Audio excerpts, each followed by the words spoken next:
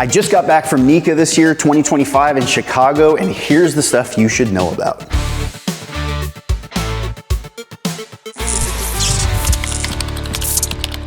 All right, so I love going to NECA every year. This is my 6th year going. Every year it's in a different place, so if you haven't been, don't worry. Like, you can always go next year, and it's gonna move state to state. This year was Chicago, next year I think is Vegas. So it's a really unique opportunity as an electrician professionally to be able to go into an environment where you see every one of these tool manufacturers, all the material manufacturers. It's a cool thing to be able to talk with them and see what the newest developments are, because they're either showing products that have just launched that nobody knows about, or stuff that's kind of coming down the pipeline.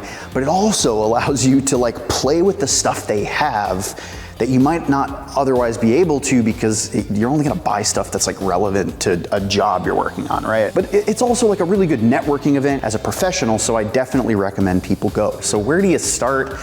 I started at Schneider Electric. So Schneider Electric has a whole bunch of different things that they were launching this year, but the thing that I think was the coolest was this.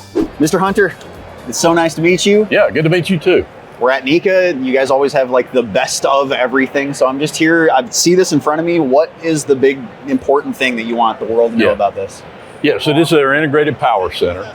It's really centered around the installation of low voltage panel boards and transformers at the end of the day.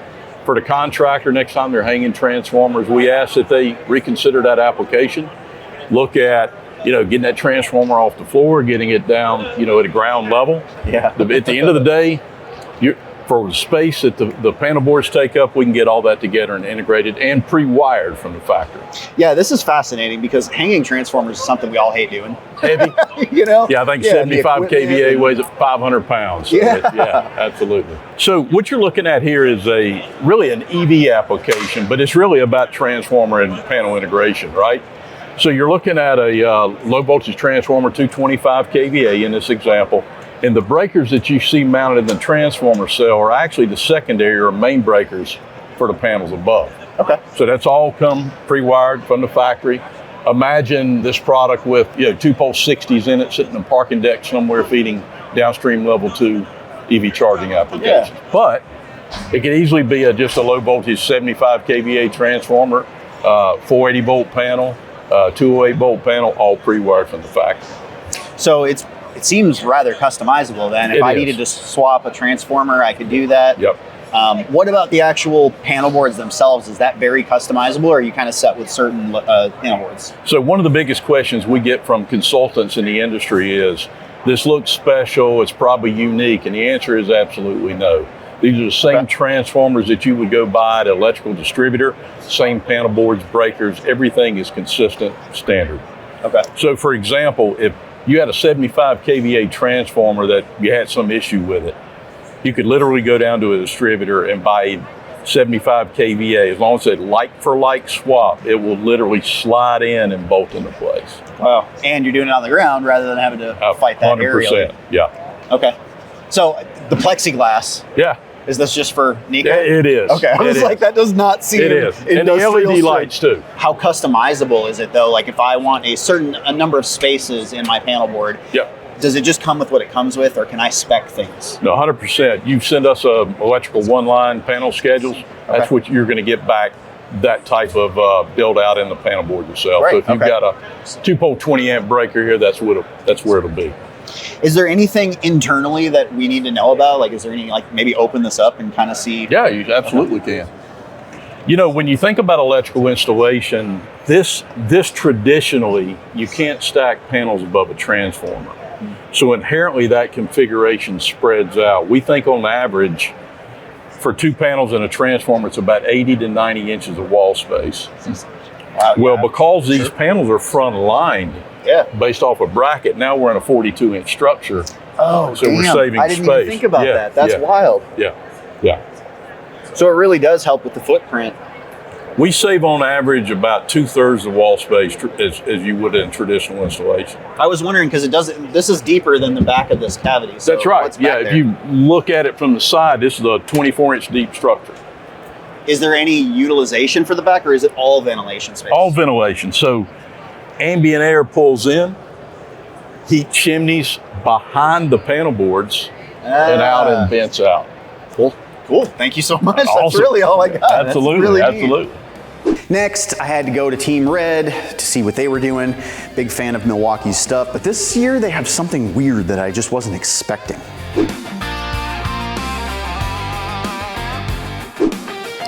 So I'm starting to notice Milwaukee has a feel. There's like a recognizable Milwaukee feel. Every tool that you use, right? You get used to like the feel of that tool and you kind of want to buy it because it just feels a certain way in your hand and you don't even have to think about it. They got a feel, man, and I'm starting to really like the feel of these tools. For those of you that use these tools, are you more fan of the dipped kind of handles or do you like the thicker insulation on the tools? I'm a fan of the thicker insulation. Also, for you out there that are using Milwaukee screwdrivers, how do you feel about the screwdriver? There's something about it that I like, and there's something about it I don't like. They're obviously very good quality. They're great tools, but they feel like toys in a weird way. They feel plastic like a toy. I'm just curious what you guys think. Another question for the industry. Why do strippers have springs in them, but no other tools do? Why do we want this tool to be shut all the time and we have to open it with our hands, but this one, for some reason, we just want it to be open all the time? Why? It's the same process, right? We have to grab something, clamp down, and use it for whatever the majority of the time this thing is being used, it's in its closed state. Why do we need it open? When we put it in our pouch, when we put it in a bag, we always want it closed. Why is the spring there? I'm just so curious. And I've asked Milwaukee, I've asked other brands as well, and it seems to just be a preference thing. Because the first thing that I do, I hate springs. The first thing that I do is I take this thing, I go rip the spring off and throw it away. And I take that clip because again, this doesn't need a clip to keep it closed, right? So this isn't like crapping on you, Milwaukee. I just have questions for the industry. Why do we need the spring in the strippers? Beefy bastard right here. Look at how thick that is. That's what she said. And while I was there, I saw a familiar face. So if any of you have been following the journey, I went up to Milwaukee recently, Milwaukee, Wisconsin, and went through Milwaukee's facility, and I saw this cool M18 conduit bender that Jack talked about. So if you have not seen this yet, you should check out our podcast on Spotify, but we also have a video on YouTube, and I think it's really cool. All right, Jack, we're back again. You had me with the bender a couple weeks ago. Yes, sir. And I have another tool in front of me that's like, bro, why would I buy that? What does it do? All right, so this is the all-new M18 Fuel 1/2 to 1 inch steel pipe cutter. And with this tool, what we set out to do is deliver a really consistent, easy, square, clean cut. So when You said 1/2 to 1 inch? 1/2 to 1 inch. EMT? Yep. Rigid, so it'll do up to 1 inch rigid as well. So what we're able to do is get this tool squared up, the pipe to the tool squared up really easily with our folding support arm. And then we have a carbide tip blade in here. So you put those together and you're gonna get a really clean, consistent cut. The tool also cuts really fast. So you put all that together and you get the fastest cut to connection process for this size range. Is there a specific blade size that's unique for this tool, or can I get any of your? So it's a proprietary blade for the tool. Okay. And for the blade on 1 inch pipe, we're gonna get 200 plus cuts on a single blade. If you use this for EMT, it also cuts EMT. You're gonna get more than like 600 cuts on 1 inch EMT. So a lot of blade life out of the tool. Is there a specific battery recommended that you guys use with it? So we optimize this around the most common pack in the market. So on 1 inch rigid, you'll get 50 cuts on a 5.0. So you can pull this off your bandsaw or your drill and you still get the same amount of run time. Okay. So I'm guessing like the biggest thing with this is consistent cuts every time. Yep. So if you want to come over here, I'll show you. So you see really nice, clean, consistent cut. So if you're threading, you're going to get really good thread engagement. You're not going to have a big job to ream this out. You think about like a pressure cutter or something if you're cutting rigid. So the best part is that, like, let's say you got to cut stuff in place. This folds out of the way so that you can get in and make tie-in cuts. So it's shipping now, $3.99 retail, comes with the blade. Okay. Oh, so not like $1,700. No, $3.99. Thank you. All right. Yeah. I can get behind that. Thank you for your time, bro. Yep, thank you. Then when I was there, I definitely had to stop by Knipex. They're a European brand, right? It has been trying to really penetrate the US market with their hand tools. And I will say, out of the companies that are not like largely prevalent everywhere in Home Depots and Lowe's and every supply house, I think they should be. So ever since I was an apprentice, I've been hearing this like Knipex, Knipex, no one knows how to say it.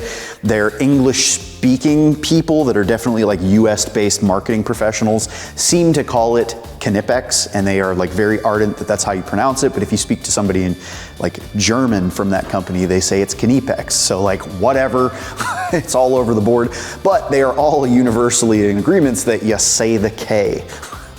So what Knipex has this year I think is really cool. I love having some of their stuff. They've got some high voltage options. They've got some non-high voltage. They've got some, you know, different player options. All right, so what do you have going on this year? What's like the thing for 2025 that everybody needs to know about? Sure, we got a couple of things. One is this one just came out. This is our forged wire stripper, but we had a lot of requests to do an insulated handle to it. So what do? Add an insulated handle to it. All right. That'll be out. This is not available right now. Not right now. This will be out in about in November. Okay. This is my favorite tool that you guys make. Like I've used a lot of your different things. Yeah. And it's just such a helpful tool. I like the cutting surface. I like how it's shaped. Oh, that's actually different. The ones that I have are like C-shaped on both sides.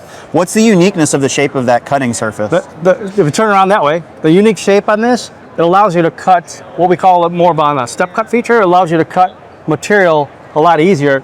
With that little feature in there, it allows you to cut it not individually, but a little bit. It's like with the cut instead of mushing it out. If you try it on a piece of NMB, you'll actually feel it, right? Yeah, it's like the blade is assisting in the cutting. Exactly. So you're not trying to cut the whole thing at once. Kind of breaks it up a little bit, which makes it a little bit easier to cut. Holy crap. Yeah. So then you don't really have to worry about having such a high leverage cutting handle, I bet. Exactly. I mean, I suppose longer handles would still be better, but that's great. Yeah. Okay. So again, that'll be out in November. Okay. We've always had this one here, which is the Cobra ES, which is a slim version. Obviously, everybody's familiar with the Cobra to begin with. Yeah. Well, we had a lot of requests to make it a little bit longer and narrower because we got to get into some tight spaces. So we came up with this one. This one's been out, but it's been revised. Revised in a sense that we made it, believe it or not, we made it a little bit longer, a little thinner, but we've also added right here on the tip, there's a little groove right in the tip there. You can see that. Oh, wow. Okay, that's good for if you're gonna go grab a rounded screw or something like that, and you wanna turn it. Yeah. You got a little spot to actually grab onto it. So look at that. Yeah, I'd say if I got it. That's way different. That's cool. So not only was that one revised, we added another version to it, a 7 1/4 inch version to it. So same features as that one, but just in a 7 1/4 version. Oh, right? man. Yeah, I want to have a set of these. These are pretty cool. I like how your sliding works too. Like a lot of the brands that try to do some kind of a lock, slide, open, I just hate messing with them. But That's a Knipex design. That's ours. You know? Yeah. It's so easy. Push the button, let it go, locks into place. Right. Speaking of that, we launched this one, which is the twin grip. This is our version of a slip joint. All you got to do is push the button. Awesome. Right. Okay. Right. So we had a lot of requests to do other sizes, so we came out with a 6-inch version. That's cute. Easy to fit in your pocket, right? Yeah. Same features, just push the button All right. and adjust it from there, right? Cool. This one here is really cool. I like this one here. This is a ratcheting cable knife. All right. Good for cable like this, right? So all I want to do is get rid of I want to remove the outside insulation, right? Yeah. A lot of guys will just take a utility knife and try to do it that way. So there's actually 3 positions on this. If I unlock it, push the black button, push this up, the first detent is right there. Now what is that good for? That's good for coming around here and scoring around the cable this way. Okay?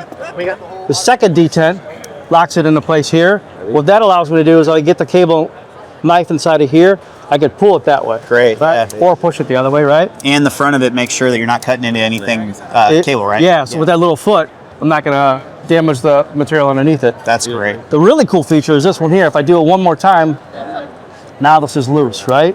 So what I can do, get it back inside. I'm just gonna use this cable that I've already started. All I gotta do is this. Oh, no way. And that's slick. Try it out. Oh, that's so pretty cool. slick. You saw. Oh no, that's so How many cool. times have you struggled with like a knife and try to do that? Yeah, And with that foot design in there, you're just underneath the insulation, so I'm not going to damage anything underneath that. So we'll carefully pull this back out because this blade is extremely sharp. Pull that back out. So if I want to close it, push the black button, slide the blue at the same time, lock into place, lock it over, it's locked into place. That is really cool, man. Yeah. That's a unique value I think you have. That's really cool. Okay. Well, thank you, man. I appreciate your time. Appreciate it. Now, in the vein of like smart home stuff, a lot of brands are starting to do like some sort of a smart hub inside of a panel. A lot of them are doing connected breakers where, you know, breakers can talk to a hub and you have remote control to be able to either turn something on with a relay or turn it off. So the breakers and the technology around breakers and having control remotely over your electrical system is kind of something universally that we're diving into as these years keep going on. So I sat down with Siemens and they've got these new breakers that go in and they mix with their in-hab energy unit. Nick, what's up, my dude? Good to see you, man. Been talking to you for quite a while. I've installed several of these products. Yeah, you've seen them on the channel. That's right. And Very use involved. them. I like them. Yep, that's great. What's new this year about this whole system? So the evolution really is the controllable breaker. Controllable breaker sits along the other ones here. You've got a gateway that connects to the breakers. This goes to a remote monitoring app. So you get real-time analytics, you get historical data, you can control off or on the breaker, and also it gives you predictive maintenance. So it's really the future of NHAB. It's the future of this system. We're looking at different like rental property owners, Airbnb, even like senior homes for like senior living. Like if my parents need to have their monitor energy, I can go ahead and look at it, turn off or on breakers, and also kind of see if something's been turned on for too long, right? Something might be wrong. The oven's on too long, whatnot. Is there something about this that you think is unique that other brands might not do? It's solid state technology.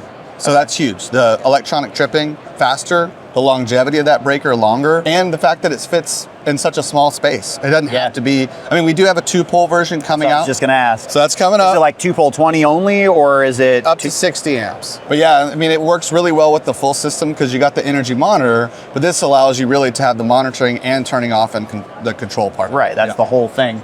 Can you talk about this gateway? Because you had said a little while ago, like you only need one gateway. What does the gateway do? So for the gateway, it's going to connect to the breakers. You can have an endless amount of breakers within the system. Most likely it'll be probably 6 to 8 that most people are going to use for the 2-pole and single pole. But the setup is really easy. So instead of having to do a QR code per breaker to commission it, you can actually do just the gateway, and then through the gateway, it'll recognize the apps through a Bluetooth that'll connect to the gateway for full control of the panel for whichever breakers you want. And that's kind of the nice piece of it, is that it's a la carte. You don't have to replace, like, you know, some competitors, you have to do the entire panel to make it smart. You can just, an existing load center, pick the actual breakers that you want to control. So, okay. Yeah, it's really the future of where we're going, man. I mean, I think just the visibility for multifamily, senior living, Airbnb, or just homeowners that want to have more visibility. This is what we want to give them. Cool. Well, thank you, dude. Dude, thanks for coming to the booth. Yeah. Good to see you, man. Now, the next thing that I saw was a little weird. I went to the DeWalt booth and I was like, hey, what kind of drills you guys got going on? Or what saws? Or, you know, like what kind of new things are you doing? And they're like, we have something for you that is not a power tool. And I was like, okay, let's see what you got. And it was materials. And I was like, wait, you guys are getting into materials now? That just seems weird for a tool company, but I think what they're doing is actually really useful. So here's what they had to say. Bill, what do you got going on this year? How's it going? Yeah. I'm so used to seeing DeWalt power tools, right? Like you guys build amazing power tools. Yep. But you've got all these weird material stuff here, and I'm not used to seeing materials. So what is all of this? Yeah, so I'm the product manager for anchors and fasteners for DeWalt, right? And DeWalt, we recently, back in May of earlier this year, a few months ago, we launched a cable hanger system. So it's called Tough Wire Cable Hanging System.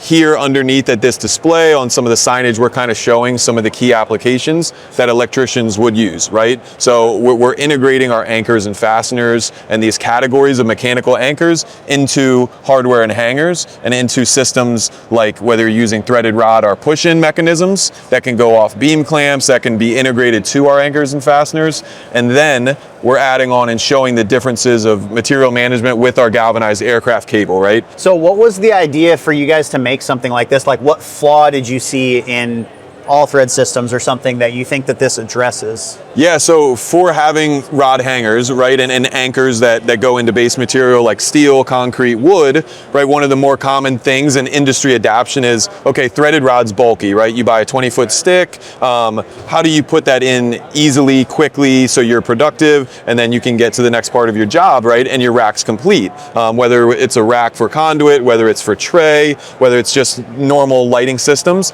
And so there's been an adoption in the industry on the HVAC side and then on the electrical side as well, where they're really exploring other ways to manage that material, which is galvanized aircraft cable.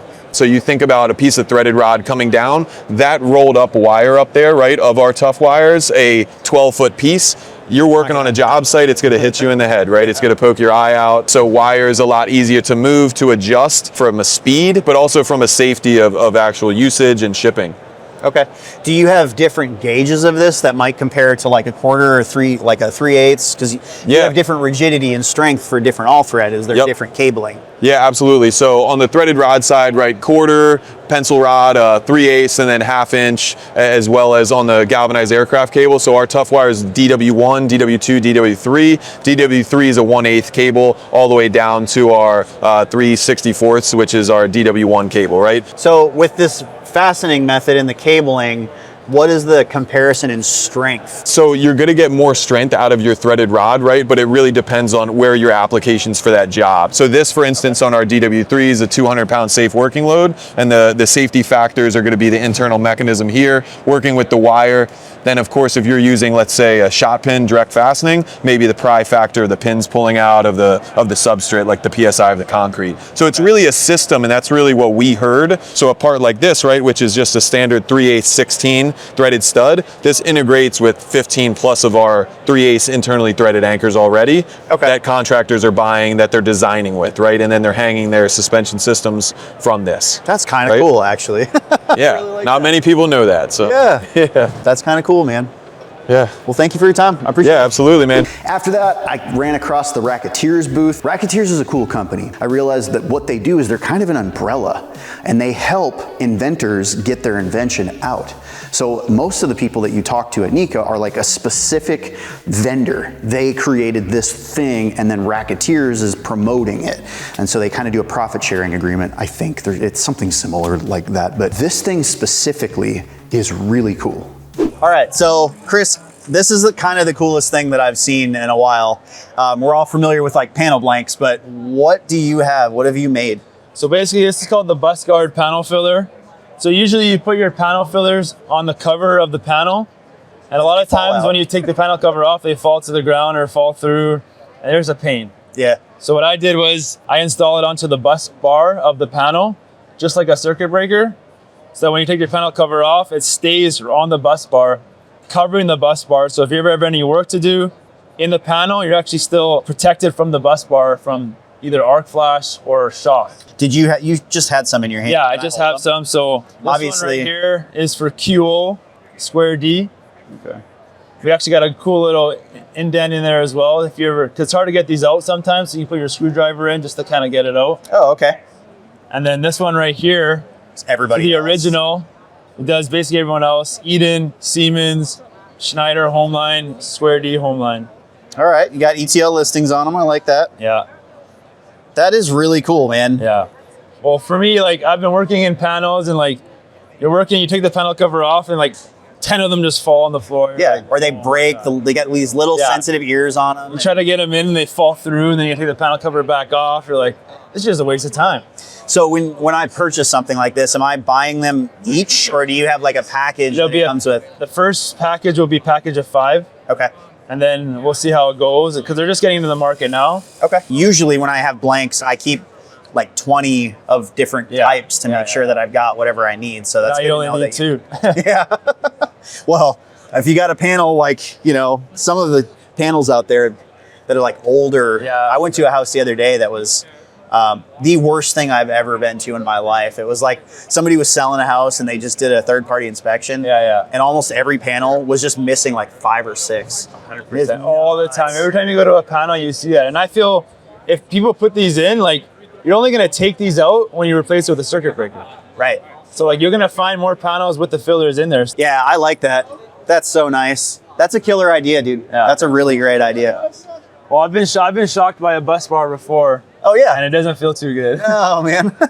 So Me too. Anything that can reduce that for electricians, I think is a good thing. Awesome. Well, dude, thank you for your time. That's really cool. Yeah, no, thank you so much. There you go. Yeah, appreciate it. Now, the last thing that I thought was really cool was going to the ABB booth. They just launched a new breaker. It's a huge molded case breaker. It's a 480 volt breaker, and it's for, large amperage applications. Look at the size of this thing. This is a really cool thing for our industry.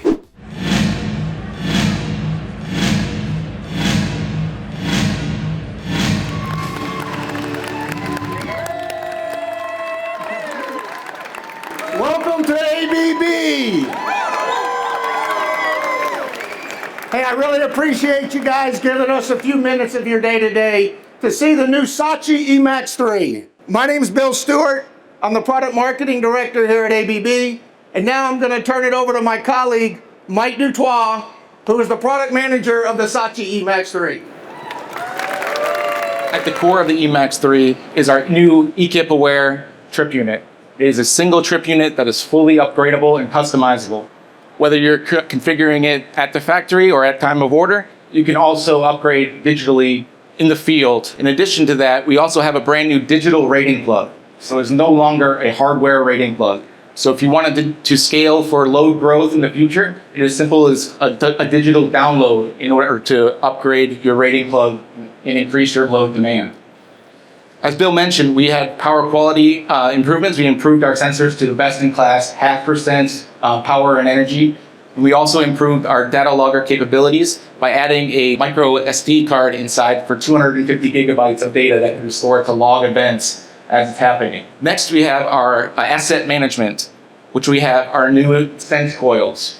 Sense coils are built inside of our trip coils, shunt trip, opening coil, and motor, and they measure the health index over time that allows you to replace them when needed instead of using guesswork on time to do that. So that goes from that time-based maintenance into a condition-based maintenance. It's going to take into account the voltage, the current, the number of operations, and then it'll give you the next date on when you need to replace those accessories, rather than having to use guesswork in order to do so. We've also advanced sensors for temperature monitoring for both ambient and bus bar temperature.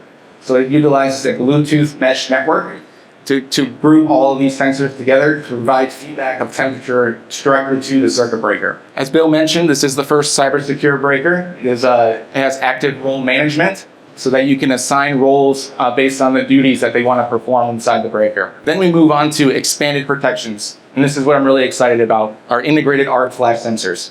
So instead of having to utilize an external relay for arc flash sensing, we have it built into one of our modules. You can connect up to 16 sensors to inside the circuit breaker in order to protect against arc flash and with a clearing time of less than 40 milliseconds. So it's very fast clearing time. It goes directly into the trip coil and can trip the breaker and provide a less than 8 cal certification for your system. In addition to that, we've also made an evolution on modified differential ground fault. We all know that we see a lot of multi-source systems and there's multi-grounding systems. So instead of having to utilize external CTs and summing CTs, we now utilize the sensors inside the breaker and in our inter-breaker communications to do that ground fault calculation between all the breakers instead of having to rely on additional hardware. It's all done via the circuit breaker itself. So with all these evolutions, the Emax 3 really is solving for what's next, and it's a great evolution in the switchgear and switchboard market. So I think those are pretty cool things that are worth mentioning that a lot of you just might not have otherwise known about. And there's tons of stuff like that. That's kind of everything at NECA that you talk to a brand is about, like, hey, bet you didn't know, but we're doing this year, or this is coming out next year. Kind of cool. But a lot of the reason I go to is to network. I love just like getting to talk to people, even if it's just once a year, talk to like other people in the industry that are doing stuff. I got to meet a bunch of influencers this year. There was a whole bunch of influencers that were kind of like newer or up and coming. I got to meet somebody called the Caffeinated Electrician. If you guys are on TikTok, Tanner, good dude, like just a solid human being, and he's a good teacher. He teaches at the IEC and at ABC, and he does videos on like code and theory and stuff. So definitely go check him out and give him a follow.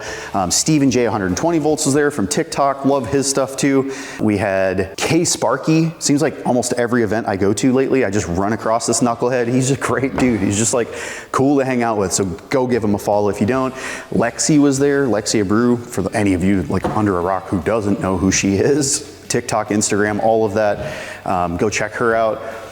And I even got to meet Mike Holt, which was really cool. Like I've been doing this content thing for, 10 years now. And he's kind of the one person I haven't met yet, but I've spoken to. So it was just really great to meet Mike in person. I think Mike has done so much for our industry, for all of us, to help us pass our exams. And it was just really cool, like full circle, to finally meet the guy. Oh my God, I'm getting teary-eyed right now. I look up to you and everything you've done for our industry, and I just want to say thank you, sir. I'm proud of you. Yeah, outstanding, man. God bless. Yeah, you as well. So, hope you got something from that. Go to NECA next year in Vegas. I will see you there. Love you, crazy people. I'll see you in the next one.